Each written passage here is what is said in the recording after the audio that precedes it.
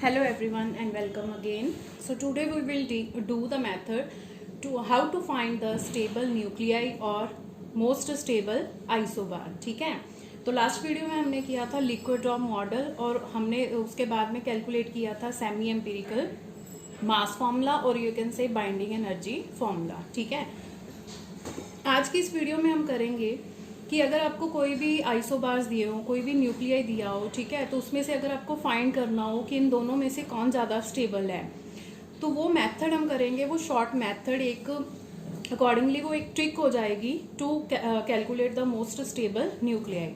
ठीक, okay. So let's start the topic. So हमने किया था semi empirical binding energy formula. That is binding energy is equal to, first term थी हमारे पास volume term, ठीक है, सेकेंड टर्म थी हमारे पास सरफेस टर्म, थर्ड थी हमारे पास कूलम, फोर्थ थी असिमेट्रिक टर्म और लास्ट वाली कौन सी थी, pairing term. So this was the formula of a semi empirical binding energy. अब क्या होता है, for a nucleus to be stable, अगर न्यूक्लियाई को स्टेबल होना है तो उसकी बाइंडिंग एनर्जी क्या होनी चाहिए, ज्यादा होनी चाहिए. ठीक है, so if a nuclei is to be stable then its binding energy should be more. तो बाइंडिंग एनर्जी को ज़्यादा करने के लिए, उसकी वैल्यू कैलकुलेट करने के लिए हम क्या करेंगे कि जो हमने binding energy semi empirical binding formula से फाइंड की है उसका हम डेरिवेटिव कंसीडर करेंगे विद रिस्पेक्ट टू z.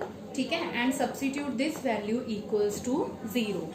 अब इसको सॉल्व करने के बाद जो हमारे पास वैल्यू आएगी that formula we will use to find the most stable nuclei. ठीक है, मैं यहाँ पे इसकी पूरा डेरिवेटिव करके कैलकुलेशन नहीं कर रही हूँ क्योंकि हमें वहाँ पे एग्जाम में ऐसा कुछ नहीं करना, हमें डायरेक्ट फॉर्मूला यूज करना है. ठीक है, और आगे आपको कोई भी क्वेश्चन ऐसा नहीं होगा, ठीक है, जिसमें आपको ये फॉर्मूला यूज करना पड़े. Okay, so we will go to directly go to the result. ठीक है, व्हेन अगर जब हम ये वैल्यू सॉल्व करेंगे तो हमारे पास जो फॉर्मूला बनेगा that is ZA is equal to A divided by 1.98 plus 0.015 A raise to power 2/3. So this is the formula जो आपको याद रखना है, रिमेंबर रखना है. अब जितने भी क्वेश्चंस होंगे related to most stable nuclei और मोस्ट स्टेबल आइसोबार, हम यही वाला फॉर्मूला यूज करेंगे.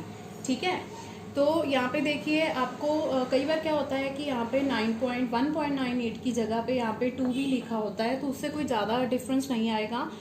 ठीक है, क्योंकि 1.98 इज अप्रॉक्सीमेटली, हम जैसे अगर राउंड ऑफ करके लिखें तो उसको किसके इक्वल लिख लेते हैं, 2 के. बट अगर आपको गिवन नहीं है या कुछ भी है तो हम यहाँ पे 1.98 ही यूज करेंगे, हम 2 यूज नहीं करेंगे. Okay, so this is the formula. Secondly, in this formula you have to find the value of A raise to power 2/3. अब मुश्किल कहाँ पे आती है कि वहाँ पे हमें एग्जाम में कैलकुलेटर तो होता नहीं यूज करने के लिए. ठीक है, तो वहाँ पे सारी कैलकुलेशन हमें खुद करनी पड़ती हैं. अभी क्यूब रूट होगा या स्क्वायर रूट होगा वो तो हम चलो सॉल्व कर लेते हैं. Now how to solve A raise to power 2/3. ठीक है, इसकी जब हम एक एग्जांपल करेंगे तो इसकी भी मैं आपको एक ट्रिक बताऊंगी कि अप्रॉक्सीमेटली वैल्यू हम कैसे फाइंड कर सकते हैं. ठीक है, सो इस फॉर्मूला को अंडरस्टैंड करने के लिए let's do a question. Okay, the question is which nuclei you would expect to be more stable. ठीक है, आपको 2 न्यूक्लियाई दिए हुए हैं, दैट इज लिथियम 3,7 और लिथियम 3,8. अब ये देखिए क्लियरली यहाँ पे है कि ये दोनों क्या है, आइसोबार्स है. इन दोनों का एटॉमिक नंबर सेम है, मास नंबर डिफरेंट है. अब हमें इन दोनों में से बताना है कि कौन सा ज़्यादा स्टेबल होगा. ठीक है, तो अभी हमने लास्ट में फॉर्मूला किया है, हम उस फॉर्मूले में वैल्यू सब्स्टिट्यूट करेंगे और इसकी वैल्यू फाइंड करेंगे. सो फॉर्मूला हमारे पास क्या था, ZA is equal to A divided by 1.98 plus 0.015 A raise to power 2/3. So let first calculate for lithium 3,7. ठीक है, इसमें Z कितना है, 3 है और मास नंबर कितना है हमारा, 7. So let substitute the value. So ZA हमारे पास कितना आ जाएगा, that is equal to 7 divided by 1.98 plus 0.015. ठीक है, और यहाँ पे आएगा 7 raise to power 2/3. Now the question is, ये सारी वैल्यूज तो हम सॉल्व कर लेंगे, ठीक है, but how to solve 7 raise to power 2/3. So there is a trick, ठीक है. अप्रोक्सीमेटली वैल्यू इसमें हमारे पास आएगी. सो ट्रिक क्या है, ठीक है, जैसे हमें बताया that 1 cube is equal to 1, ठीक है. 2 क्यूब कितना हो जाएगा, equals to 8.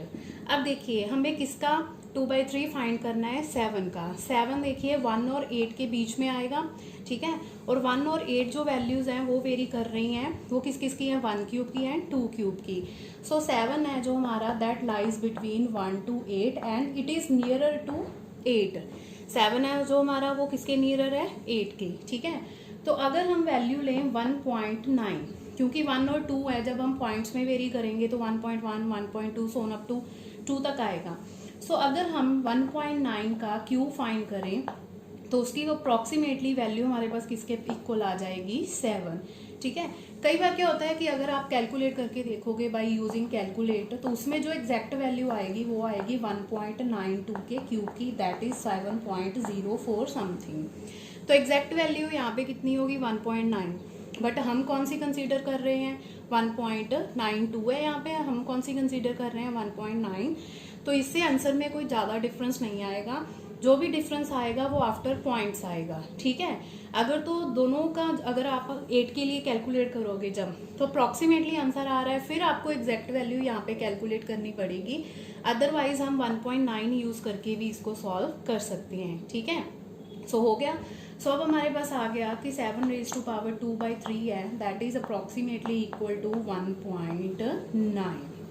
So this is the method to find the 2/3 power of any number. हमें बस ये देखना है कि वो नंबर, वो किन क्यूब, जो नंबर की वैल्यू हमें फाइंड करनी है वो किसके क्यूब में फॉलो कर रही है, ठीक है, इन बिटवीन आ रही है. So let's substitute the values and solve the. Okay, so let's fill the value of 7 raise to power 2/3. तो वो वैल्यू हमारे पास कितनी आ गई, 1.9. जब हम डिनोमिनेटर को सॉल्व करेंगे तो हमारे पास डिनोमिनेटर में आ जाएगा 2.0085. और जब इस पूरी वैल्यू को कैलकुलेट करेंगे तो हमारे पास आंसर आ जाएगा 3.4, ठीक है. So for lithium 37, mass number 7, हमारे पास जो एटॉमिक नंबर आया है दैट इज 3.4, ठीक है. रिजल्ट कंक्लूड करने से पहले अब हम सेम प्रोसीजर करेंगे फॉर लिथियम 38, ठीक है. जहां हमने 7 फिल किया है वहां पे हम क्या फिल कर देंगे, 8. सो let's substitute the value for lithium 38. Okay, now let's substitute the values for lithium 38. तो मास नंबर हमारा यहाँ पे कितना आ जाएगा, 8. ए की जगह पे यहाँ पे कितना आ जाएगा, 8.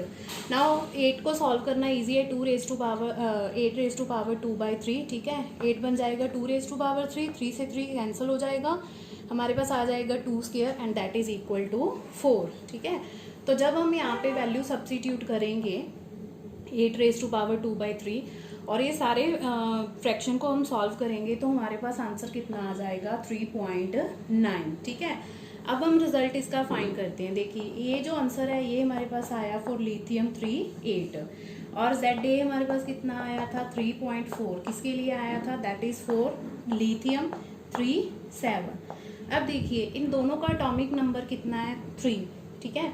अब दोनों में से हम अप्रॉक्सीमेटली सेम इक्वल नियरेबल किसके, 3 के नियरेबल कौन सी वैल्यू होगी, दैट इज 3.4. क्योंकि 3.9 को हम अप्रॉक्सीमेटली किसके इक्वल लिख सकते हैं, 4 के. तो ये वैल्यू तो 3 से ज़्यादा हो गई, बट 3.4 को अगर हम राउंड ऑफ करके भी देखते हैं तो हम किसके कैसे लिखेंगे, राउंड ऑफ करके इसे 3, ठीक है. तो 3.4 is nearer to 3. So that's why lithium 37 is more stable than lithium 38. Is it clear, ठीक है. सेम आपको अभी सेकंड क्वेश्चन करना है प्रैक्टिस के लिए. तो ये सेम बिल्कुल मेथड यूज होगा.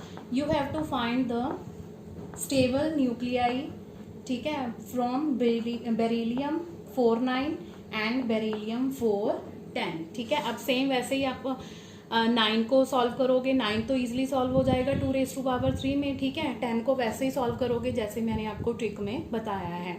अब ये क्वेश्चन आप कीजिएगा और मुझे आंसर बताइएगा कि इन दोनों में से कौन सा एलिमेंट है जो आइसोबार है that is more stable. Is it clear. So जब भी एग्जाम में मोस्ट स्टेबल न्यूक्लियाई या मोस्ट स्टेबल आइसोबार का क्वेश्चन आएगा तो हमें यही फॉर्मूला यूज करना है, किसी लॉन्ग मेथड में हमें नहीं जाना। इस फॉर्मूले से ऐसे सभी क्वेश्चन आपके सॉल्व हो जाएंगे। बस इसमें कैलकुलेशन है वो ध्यान से करनी है। क्यों? क्योंकि कई बार जो ऑप्शंस है बहुत नियर बाय दे देते हैं। जैसे एक क्वेश्चन था 52 ऑप्शन थी, उसमें 53 थी, 54 थी, 55 थी, ठीक है। तो अगर ऐसी ऑप्शंस हों तो उसमें आपको नियर बाय आंसर फाइंड करने के लिए पूरी एग्जैक्ट कैलकुलेशन करनी पड़ेगी। पॉइंट्स में भी आपका आंसर क्या आना चाहिए, बिल्कुल एग्जैक्ट होना चाहिए, तभी आप इस टाइप की ऑप्शन में से सही ऑप्शन चूज कर सकोगे। Is it clear? ठीक है। So that's all for today. Stay tuned for next video.